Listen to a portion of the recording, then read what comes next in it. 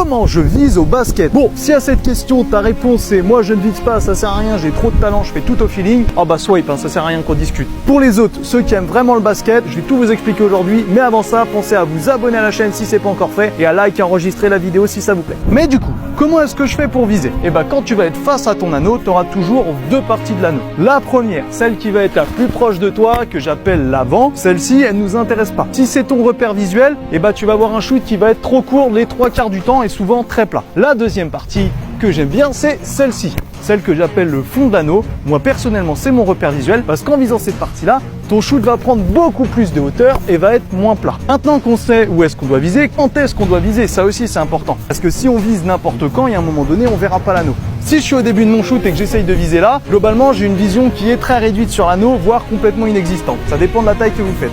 Donc là, c'est pas forcément le moment le plus idéal. Si vous choisissez de viser à ce moment-là, vous allez avoir zéro visibilité sur l'anneau, vous allez tirer au pif. Par contre, quand je vais venir fléchir sur mes appuis, là, j'ai une visibilité qui s'augmente et qui s'élargit complètement. Là, je vois tout l'anneau. Donc c'est à ce moment-là que je dois venir viser pour prendre mon shoot. En suivant ces deux conseils, vous allez avoir beaucoup plus de facilité à viser. Par contre, c'est pas parce que vous savez viser que vous marquerez à chaque fois. La gestuelle de shoot reste quand même primordiale à travailler également.